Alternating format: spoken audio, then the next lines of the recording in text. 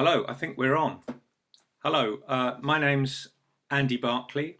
I'm the principal percussion with the London Philharmonic, and I've been in the orchestra 25 years, I think it is now. And I've been principal there for about 8 years, principal percussion there. I was co-principal before.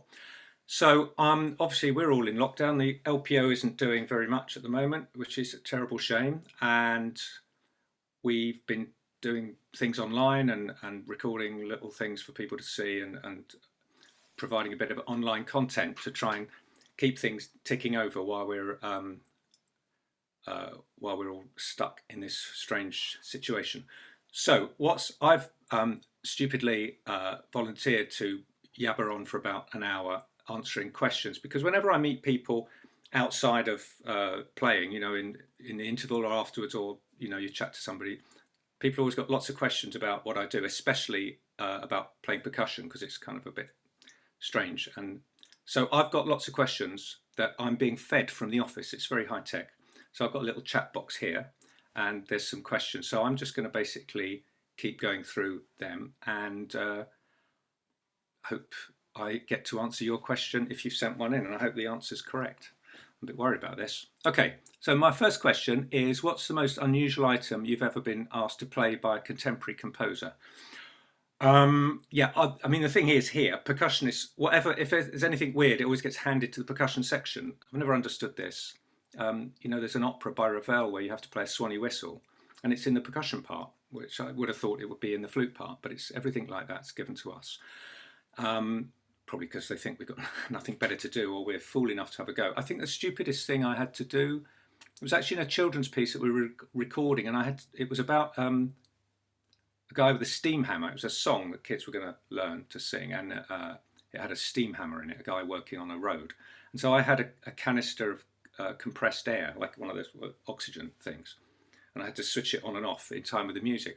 It was quite difficult because actually, so that it didn't make a noise when it wasn't supposed to, I had to shut it right off, and then to make it loud enough so that microphones could pick it up, I had to turn it right round. So I was sort of doing this for about 6 or 7 minutes. So I nearly got repetitive strain injury. But we also have to do things like sound effects. Sometimes I've banged nails into wood and smashed glasses, and one of my colleagues threw about 24 plates into a bucket.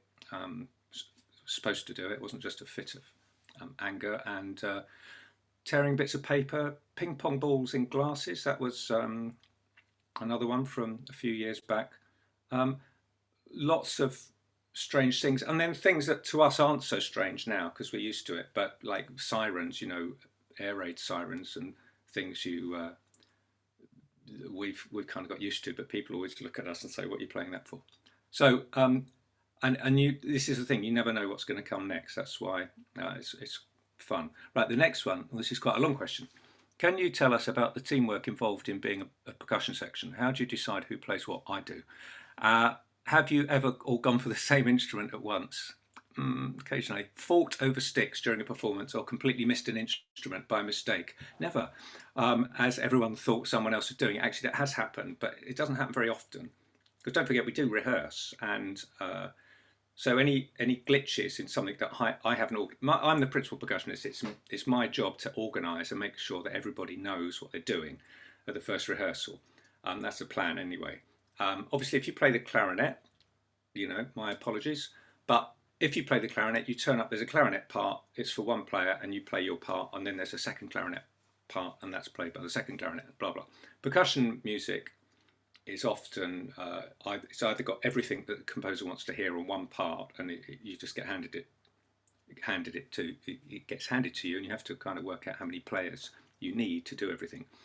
Sometimes the composer will write out individual parts. He or she has worked out who plays what.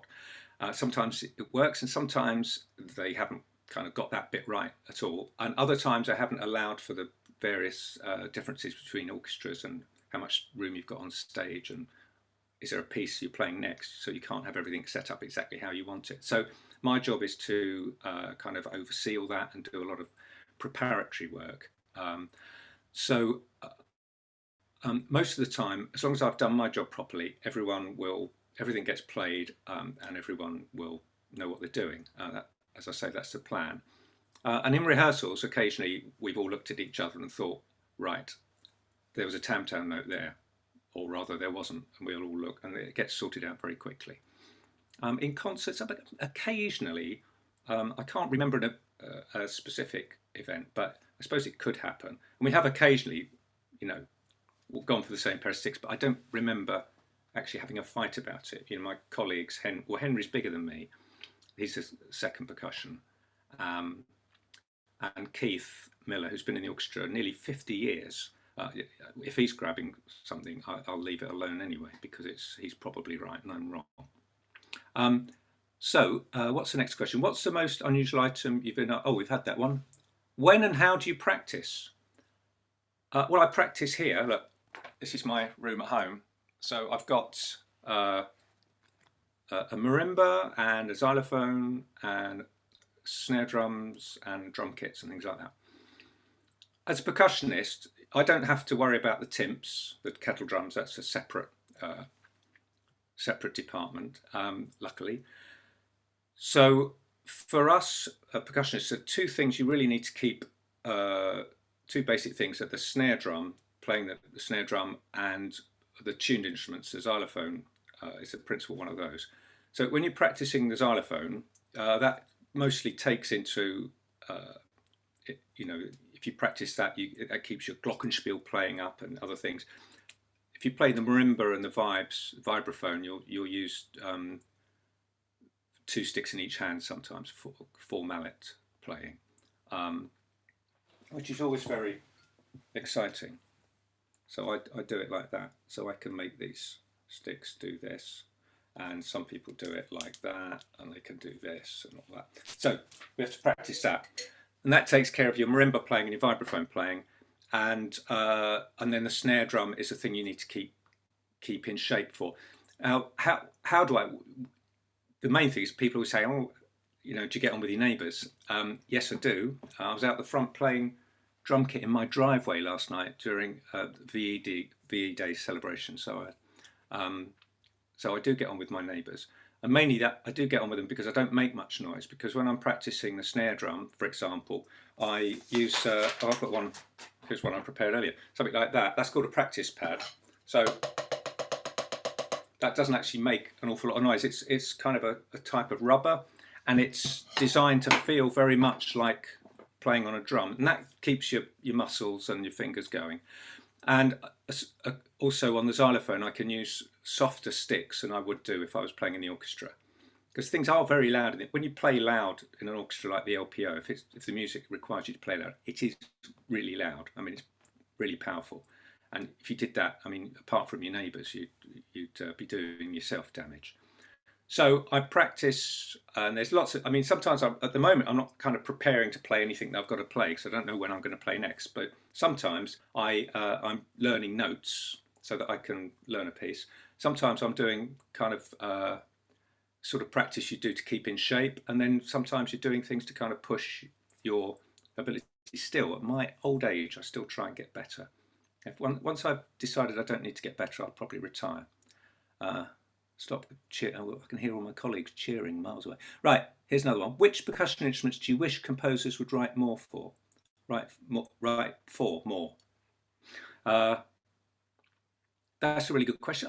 I think probably the marimba. The marimba, which is like bass xylophone. It's like a huge wooden barred instrument, tuned instrument. That does make it into the orchestra quite a bit. There's been an explosion in the technical facility, especially of irritatingly good young students who can play brilliantly now. But often it's not scored for very well. You often get a marimba part and you really practice it, and when you get in the orchestra, you play it. The rest of the orchestra playing fortissimo, and you can't really hear yourself. So when it's written for well, the marimba's a lovely instrument. Now, what's the other question? Baba, do you have any tips for composers for writing well for percussion? Any particular examples? A few different types of it. Okay, my main here we go. My main thing for composers is well, use percussion. Otherwise, I can't pay my bills. So that's the first thing. Make sure we're in it. But secondly, don't necessarily use as many instruments as you can think of, and then hardly use them within the piece. I often, for contemporary, I end up setting up, 24 gongs or loads and loads of things, and then they've only got a note each. I really understand when you play great music, great contemporary music, you think, okay, I can see this is a passage that needs to be played like that, and that's the sound. And if it takes you 2 hours to set it up, that's tough. That's your job. So I'm not saying never do it, but sometimes you feel sometimes there's instruments being used for the sake of them, and I would say try and use fewer instruments and use them better, and make that a challenge, especially for young composers. God, they're coming thick and fast now. Do you have any tips for composers? And also, last thing with that, remember the vibraphone and the marimba are not very loud compared to 9 French horns sitting in front of you. So use them sensibly in the mix of the orchestra, because they don't necessarily. Some percussion instruments cut through perfectly. Some instruments, like a tam-tam, can take the whole orchestra out on its own. So you don't need to worry about that. But things like marimba, if you start hitting the marimba really hard, you lose the sound. It goes very overtony, and you might even crack the bars. So, right. How did you end up getting into percussion? Did you start off playing the drum kit first, or go straight to orchestral percussion? Okay, yeah, I did start off on the drum kit. My story was, for some reason, I wanted to play something unusual, and when I went to primary school, which was in 1,000 years ago, and I said I wanted to. This is absolutely true. I said I want to. This woman came in and said, "Who wants to learn a musical instrument, and recorder and violin?" And I said, "I'd like to learn percussion and drums." And she said, "You don't learn that, you just do it." I was told that at the age of 7 or something. So, I've been scarred for life. So I did the trumpet, which was the shiniest and most bizarre instrument I could think of that they would actually let me do. Although I was really annoyed when I turned up for the headmaster of my primary school taught everybody everything. And so I had trumpet lessons with the headmaster. And I realised that when I went in, the guy coming out before me was learning the harmonica. Absolutely true. Tune a day, book 1 harmonica. This kid came out, and I went in with a trumpet, and the headmaster was sitting there, right, let's do Little F and G March, and which I can still play. So when I went to secondary school, I asked to do percussion again. And even more bizarrely, I was told there's no teacher. So I was sent to the saxophone teacher. He was great, actually, played a bit of drums. And then they arranged for me to have an audition. And this is really serendipitous. I had to audition for the local youth orchestra in Bromley in Kent, that's where I'm from. And a guy turned up to audition me on an instrument I'd never had a lesson on, which I always think was quite funny. His name was Peter Cripps, and at the time he was the number 2 percussion in the London Philharmonic Orchestra. And years later, I had his job. So that's interesting. I did start playing in the local youth band in Bromley. I'll just give a little big for Bromley, but Bromley youth music is amazing, and I thank them for everything, because I didn't have a lot of money as a kid, and I was given lessons, and I played in orchestras. It was great. But I did also do drum kit, and I did a lot of Amdram shows, Fiddler on the Roof and Salad Days and things like that. And I used to play the drums, and I had a piano score, vocal score, so I had to turn the page every few bars, and there was no drum part, so I learned how to just play listening to what was going on. So yeah, I started on the drum kit like a lot of kids do. What is the most difficult percussion part you've had to play, and the piece with the most awkward setup percussion part to play during the setup? Okay, the setup thing, one of the hardest things sometimes is not the setup for a particular piece, but sometimes we do 4 or 5 pieces in a concert, and I have to make sure there's not like a half-hour hiatus in the concert where everyone has to sort of sit around and talk amongst themselves while we move tons of gear. So I have to make sure that things work, and that often means having much more gear on stage than you actually need, so that people can walk from one set to another set and play and do that. I mean, it's like doing a cryptic crossword sometimes. I do write huge, sometimes big plans, stage plans with arrows and things like that. Doesn't help. I just do it for some reason.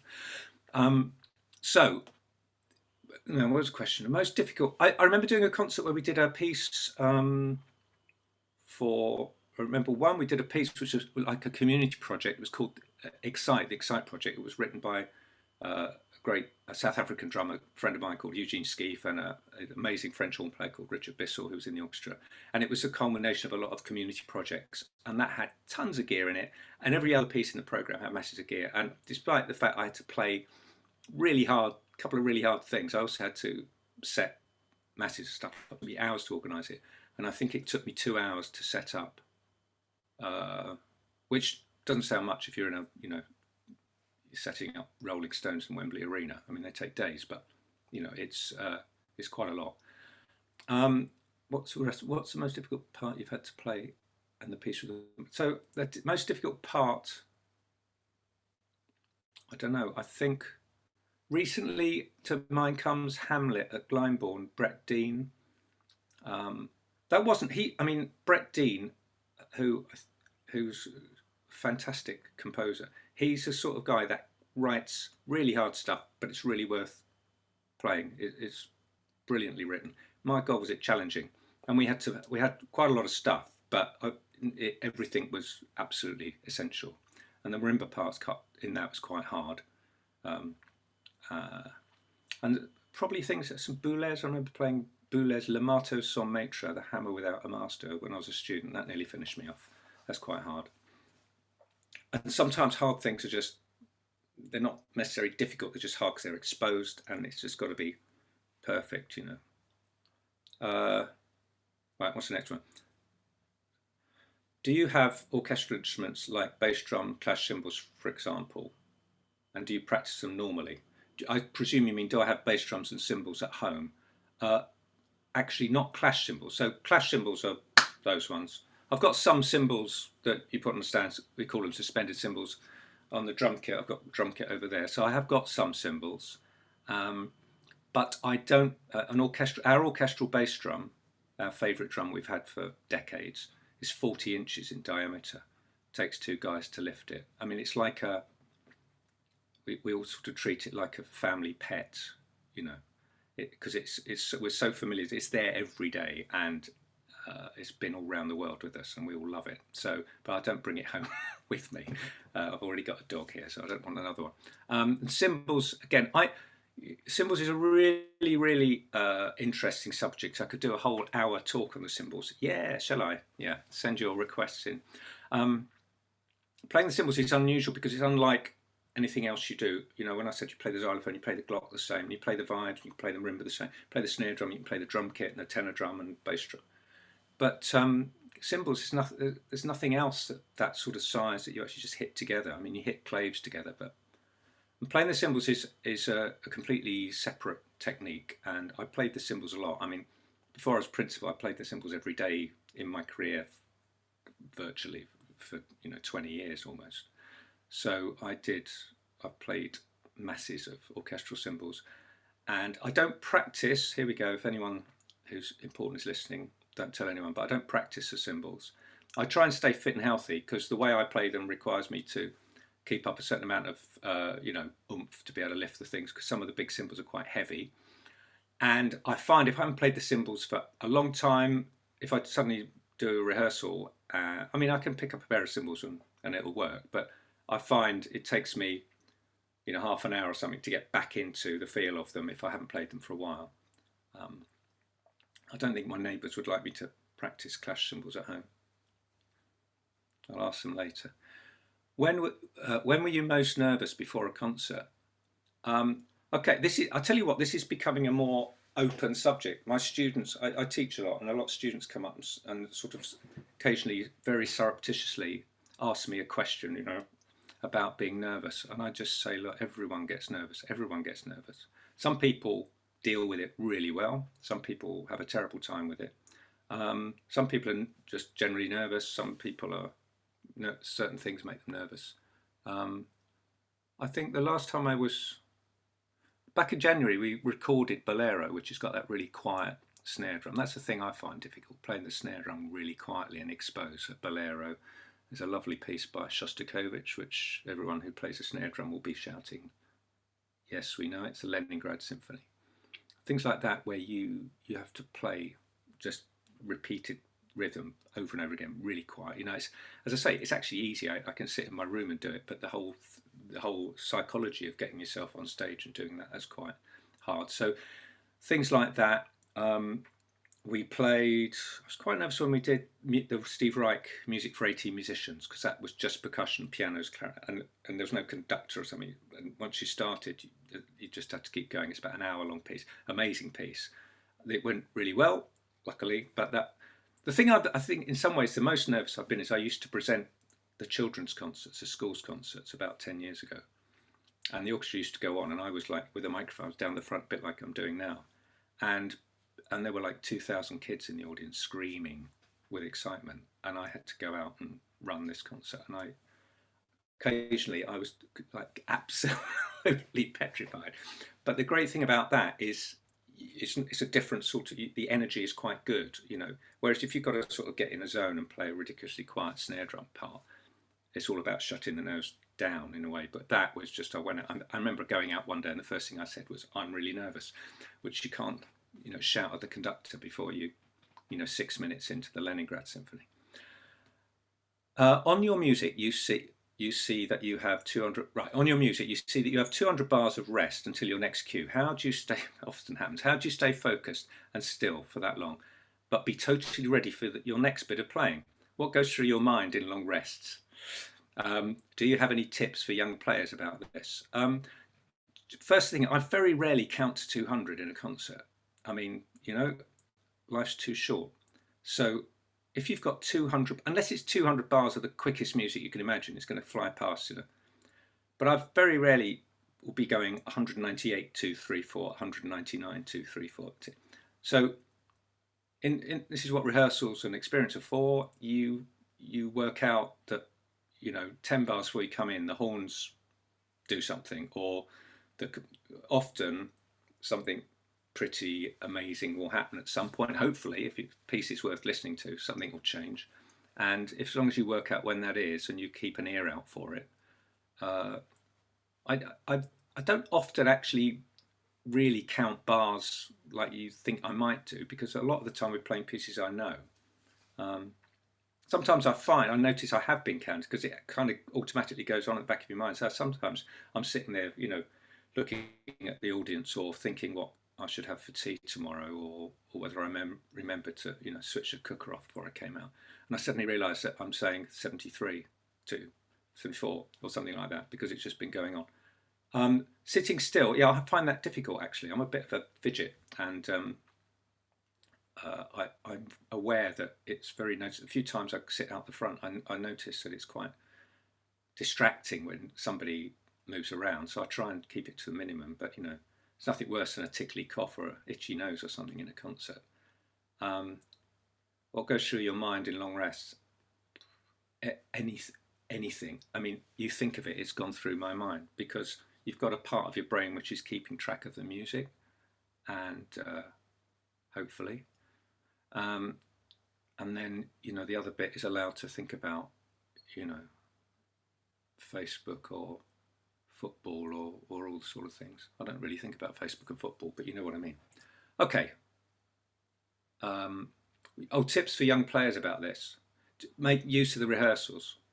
Make use of the rehearsals. So count in the first rehearsal, but if you take the trouble to count 200 bars rest, and sit there with a pencil, if something exciting happens at 190 bars, write it down, and then you're all right.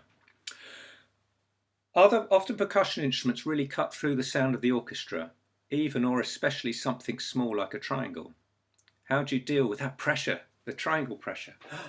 Well, actually, you know, everything percussionists do is solo, because you're very up. You know, if you play a string instrument, you're part of a team, and the skill and artistry of being an orchestral string player is to sort of make a joint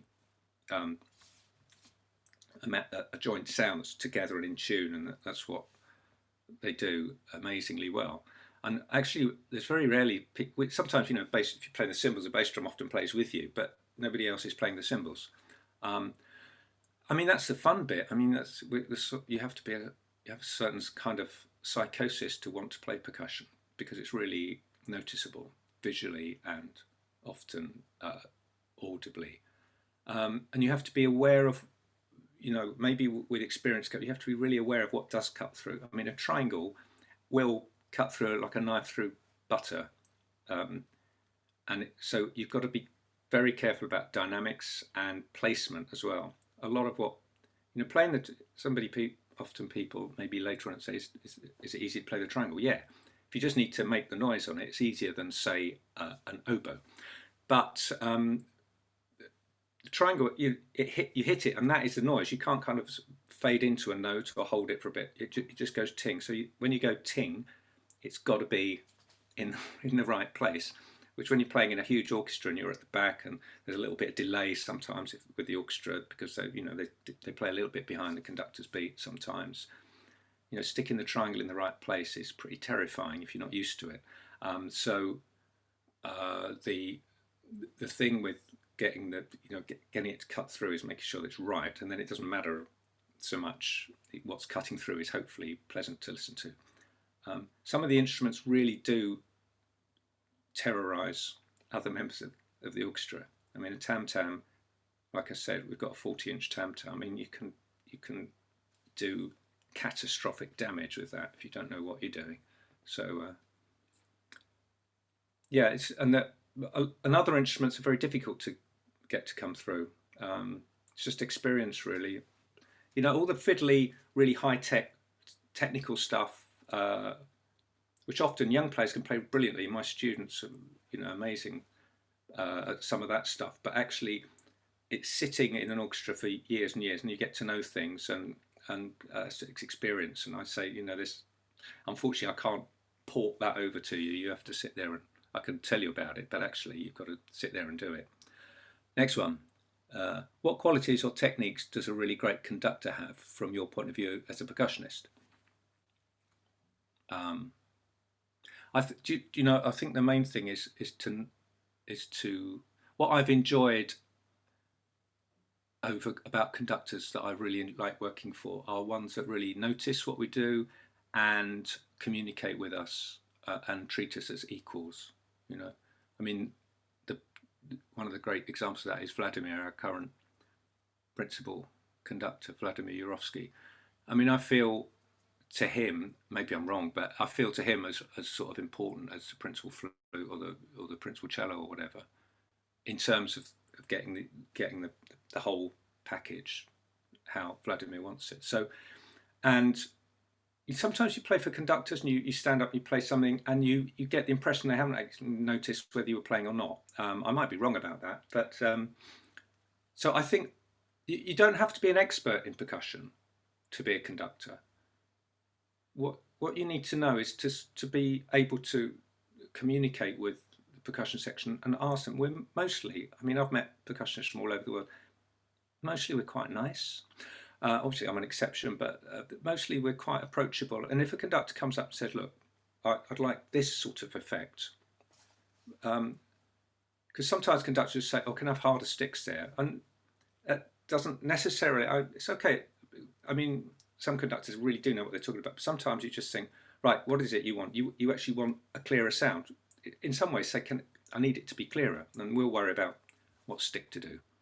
So, what stick to use. So, yeah, I mean, just awareness of what we do and just involve us, and you need to know a little bit about it. I just find conductors these days, in some ways, I mean, I was, when I was young and right in the beginning of the profession, I started playing in orchestras in the late 80s, and there were some of the old, really scary, Teutonic monsters there, and it was terrifying, and I find conductors much more approachable now. I mean, some of the old guys were fantastic, but it was quite scary. It's a kind of different vibe now, which I find it's more collaborative and more democratic, and I actually prefer it. Somebody's written from YouTube, hello, hi, I have to play the crash cymbal part in Tchaikovsky's Symphony Number 4. Any advice? Yeah, just play the triangle instead. No, Tchaikovsky 4. Well, one piece of advice, again, I have to take my life in my hands in case this is being watched by percussionists around the world, but I'd say don't try and damp the cymbal, the fast bit at the end.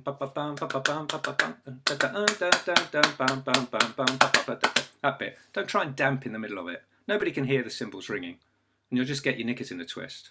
So do a few press-ups, and seriously, I mean, it does help. I mean, maybe not literally before, that's talking about stage, being a fidget on stage, that would be counted as being terribly fidgety. And the last thing, try and play the phrases. So try and imagine you're not playing the cymbals, that you're playing the flute or something. So at the beginning, this is brilliant example of percussion, how you have to interpret percussion parts. The first note, I think, in the last movement is a crotchet, which should go ba, bom, and everyone goes ba da da da. So the cymbals should go ya dee da da bom. So just try and imagine the phrases and play the cymbals in a way that matches the phrase that you're listening to, and then at the end just go for it. Yeah. And if it's hard, use smaller cymbals if you can. 16s, something like that. Okay, YouTube. Which composers do you consider to have written the best for orchestral and solo ensemble percussion, and which is your favourite piece to perform?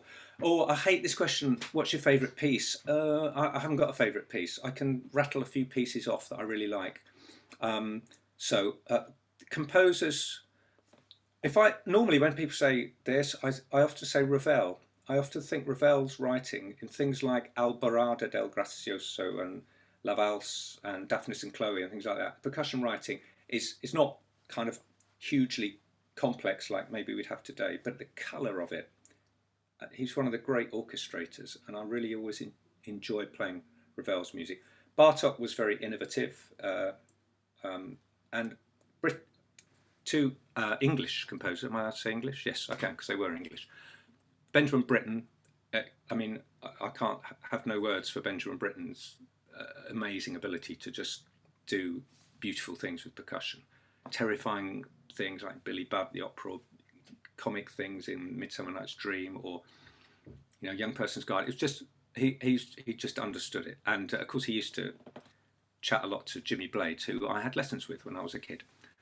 He's the guy that did the, actually played the gong on the beginning of the film. Not the guy with the muscles, that was Bombardier Billy Wells or something. My pub quiz knowledge coming out. But Jimmy Blades, a famous percussionist from years ago. And also actually William Walton, I've always felt he kind of writes really well. Shostakovich, he had a real ear for what percussion was necessary for, and for some bombastic, horrendously kind of cataclysmic war music down to quirky xylophone tunes and things. And these days, I would say, well, Brett Dean, I was hugely, I'm a massive fan of Brett Dean, and also what you mentioned, solo and ensemble percussion. Well, Steve Reich, who's a minimalist composer, which loads of you will know, he's written amazing things that include percussion. That's where you feel like you're really a genuine part of a chamber ensemble, whether it's with pianos or just with other percussionists, because it's not masses of stuff, it's you playing a few instruments, but you're really working together to create something that's greater than the sum of the parts. Right. What has been the most memorable experience of your career so far? Can I just have a glug of water? I'm drying up here. Oh, it is water, by the way. I promise you. Most memorable experience of your career so far. One of my earliest, most memorable experiences was when I was a student and I was in the European, well, in those days it was called the European Community Youth Orchestra. It's now called the EUYO. And I was in that orchestra with my colleague who's a timpanist in the LPO, Simon Carrington. And we were young blades in those days, and we were both in ECYO. And one of the projects we did was this extraordinary piece by Arnold Schoenberg called Guru Leader, Songs of Guru. And it's a huge orchestra and choir. I mean, it's a mind-blowing piece. And it was conducted by Claudio Abbado, and it had Jesse Norman singing in it, and Brigitte Fassbender and Philip Langridge, and I mean, it was sort of as I say, a mind-blowing experience, especially you're young and you're in part of this sort of team, and it's a sort of life-changing thing to do. And we did concerts in the Concertgebouw, I think. I might have made that up. No, that was Alpine Symphony. But I remember we played it in the Berlin Philharmonie, and it was an extraordinary trip because it was the start of another orchestra called the Gustav Mahler Orchestra, which was actually made up of, it was a similar thing, but in the Eastern, what was then the Eastern Bloc. And we had our rehearsal period in West Berlin. We stayed in a brand new hotel called the Hotel Esplanade. And they bussed these other kids from the other orchestra, some who were from East Germany and Czechoslovakia and Hungary. They bussed them through the wall into West Berlin and put them in a 5-star hotel for 2 weeks.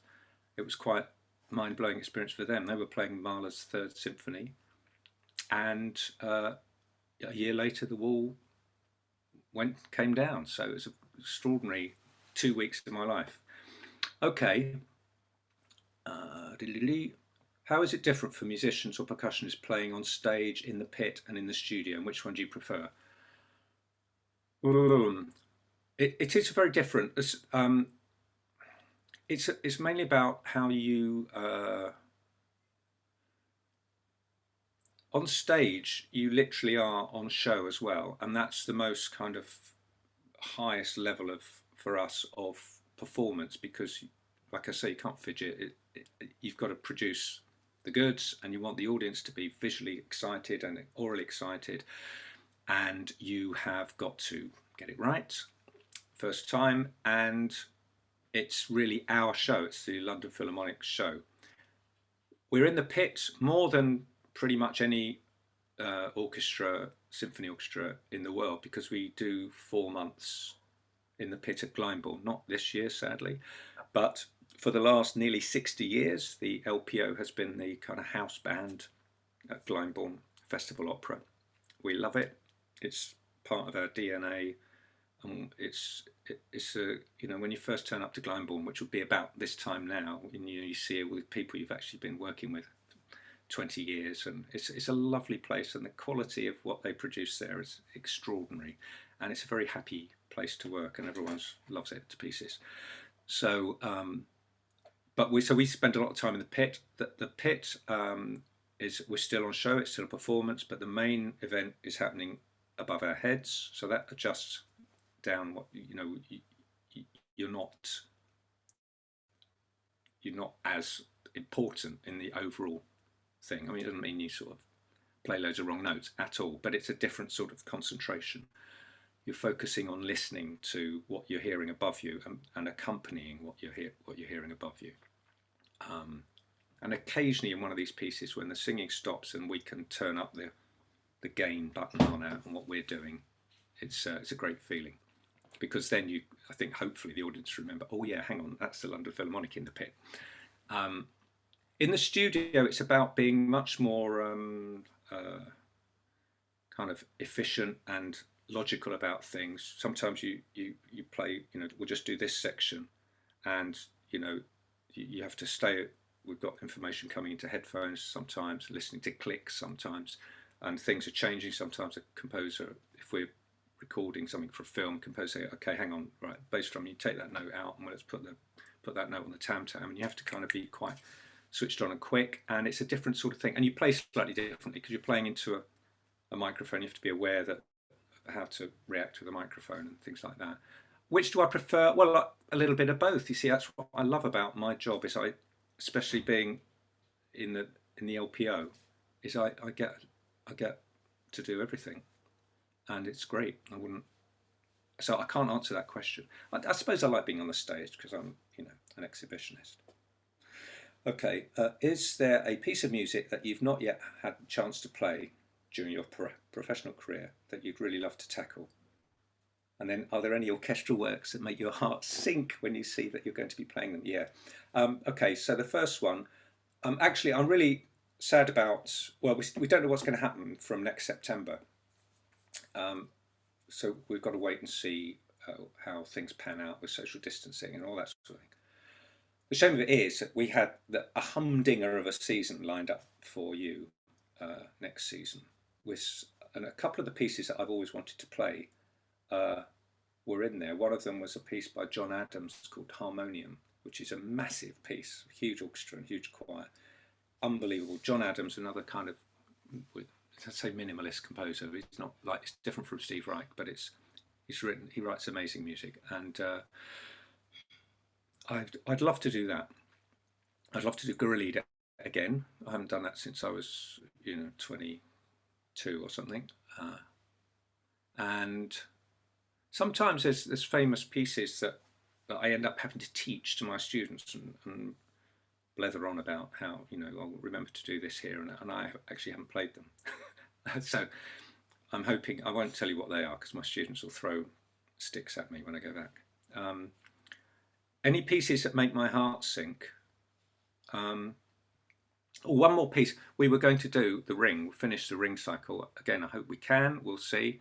I've never played Götterdämmerung, and that's got for me, some of the great music, the Rhine Journey and the funeral music. I've played them kind of in concert versions, but I'd love to do them in situ. So hopefully we can do that in January. The pieces that make my heart sink, not because they're not good pieces, but I just played them a lot, and for me, really, it's the New World Symphony, because as a percussionist, and all the percussionists who are listening, they'll be going, oh god, yeah. There's a little bit of triangle in the scherzo, and there's one weird cymbal note in the last movement. I'm sure it's wonderful, and it's beautiful music, but when you stand up, and you can see the audience thinking, oh, he's only played the trunks, oh, he's going to play the cymbals, now get ready for it, and you just go, shh, make a sort of ephemeral sound and then sit down again. I find that difficult now after 25 years, so I try and avoid that. I love listening to it, don't get me wrong, it's a beautiful piece of music. The other, Brahms 4, again, it's one of the greatest pieces of music ever written. If you play the triangle in it, there will be people saying, hey man, I love playing the triangle in that, and I have done, and now I'd like somebody else to have that wonderful experience, and I think I'll stop there because I feel like I'm digging a hole for myself. Right, has there ever been a disastrous moment on stage during a live concert? I don't know how you sort of describe or define disastrous. I haven't ever been sacked. I suppose thinking, the thing is, it's about how you recover. It's all about recovery. If there's a disastrous moment, it's all about how you deal with it. I suppose you could have disastrous in terms of things going wrong in a concert. And I said this the other day when we were having an interview with Ed and Ed Gardner, our next principal conductor, about this. And the thing about orchestras is that if something is about to go wrong, we notice it hopefully before you do, and we can kind of nip it in the bud a lot of the time. So I've been on stage loads of times when something disastrous nearly happened, but everyone's able to kind of sort it out, and throw a bucket of water on the embers before it kicks off. I suppose that the most, and then we have equipment malfunctions sometimes. Things break, and the last really catastrophic thing like that happened was that I was playing the hammer. This is good. Yeah, I was playing the hammer in Mahler 6, and we were in Madrid, I think. Yeah, we were in Madrid, and I was also playing some of the cymbal notes, and behind me in what's called a cradle was a pair of 24-inch cymbals. They're the biggest cymbals we have, so they're 2 feet across. They're big, and they were sitting in their cradle, which is the thing we put them down into. And I got to the bit, I can't remember which figure, I think it's figure 140 in the last movement of Mahler 6, and we play this massive hammer. I went like that, and then it really bounced back at me, and it kind of caught me by surprise, and the heavy bit went a bit back over my head, and I was trying to control it because in Madrid the audience are just kind of there, the people that sit behind the orchestra, and they were sort of like this, and I took a couple of steps backwards, and I walked into the cymbals, and they fell out of the cradle, and a pair of 24-inch cymbals hitting the floor. Luckily it's really loud, so I don't think it didn't wreck the performance, but that was fairly disastrous. But I had some young people in my section, so I got one of them to pick it up in the concert, so it looked like it was their fault. Okay. What's the funniest thing that's happened in the orchestra?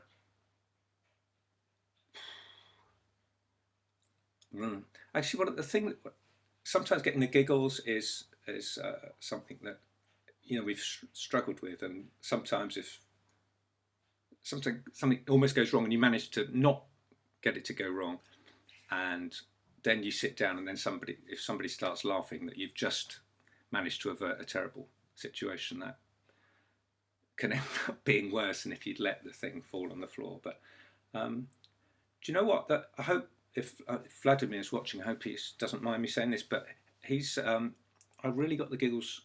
We were somewhere in America, and Vladimir's very sort of focused, and he always knows exactly what he's doing. He very rarely does anything sort of awkward. And I think we were doing the Prokofiev piano concerto, and he did a very sort of grand gesture like that and slightly lost his balance. And I mean, it doesn't sound very much, but he actually had to take a step off his little podium and sort of get back up again.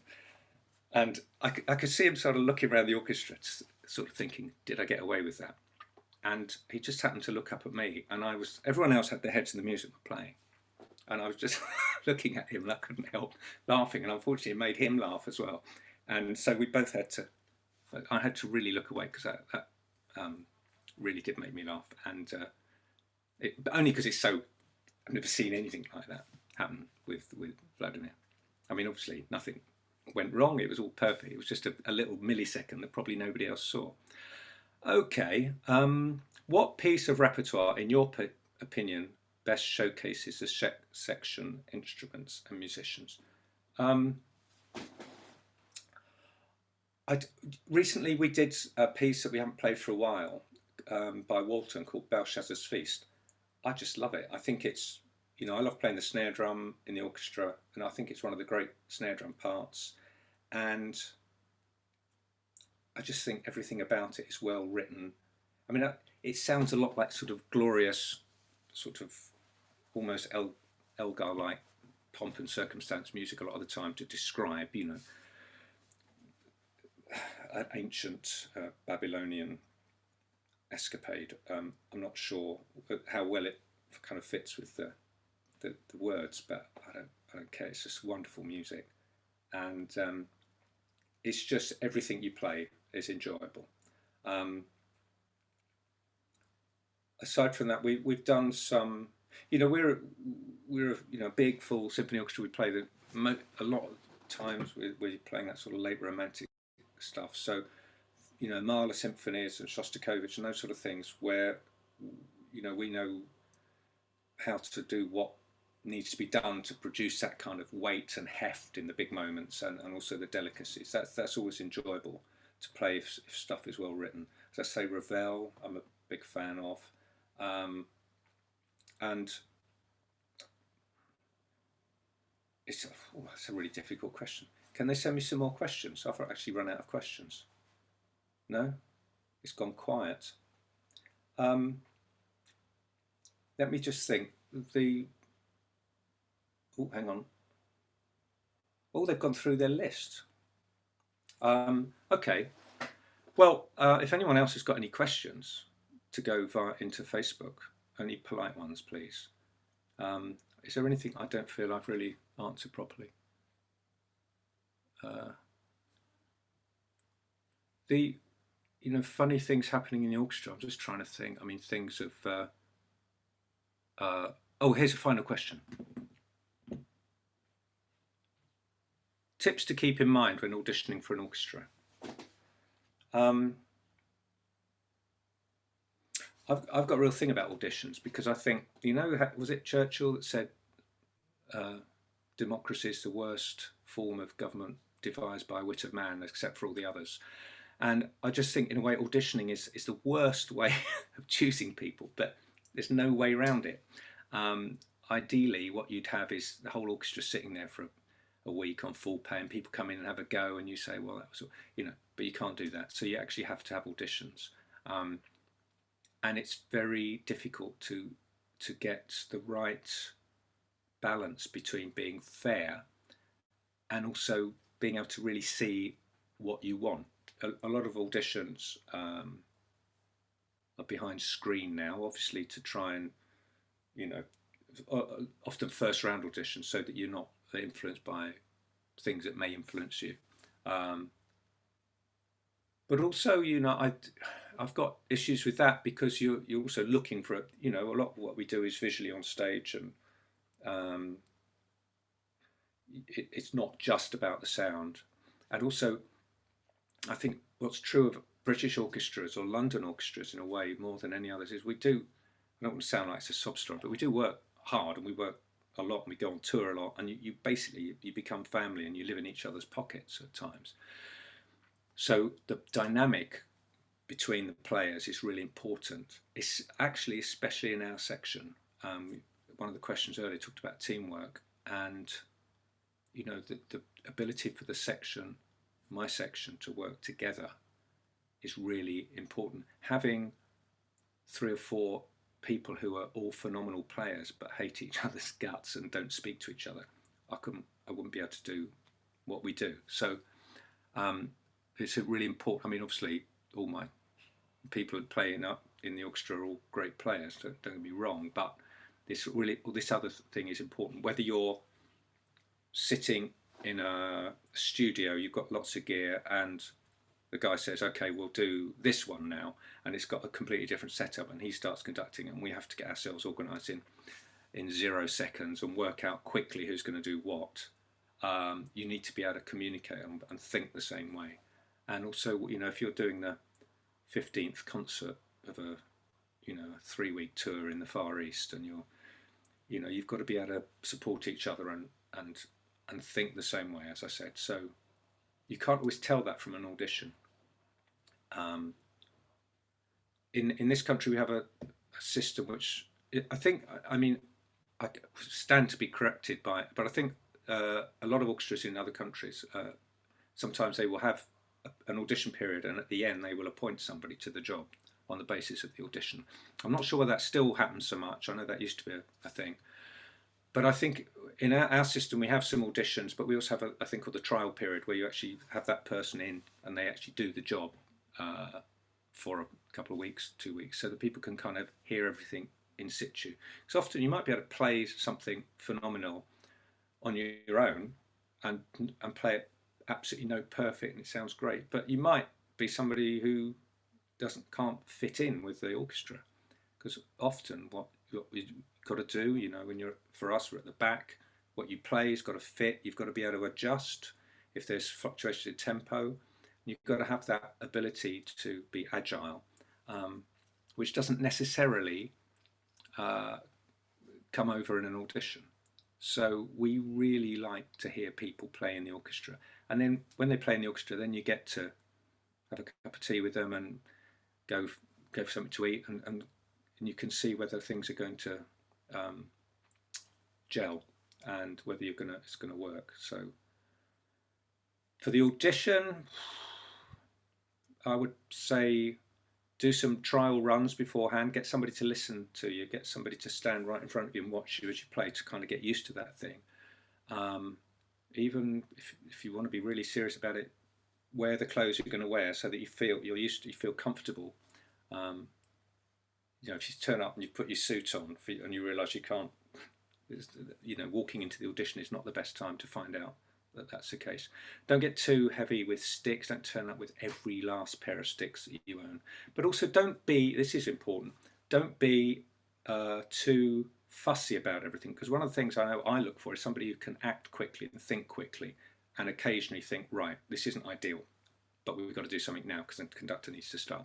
And if you come in, if somebody takes 10 minutes to choose which sticks they're going to use on the xylophone, I am starting to think, well, hang on, can this person, you know, what's it going to be like? So I always say be efficient and bright and breezy, you know, confident but not overconfident.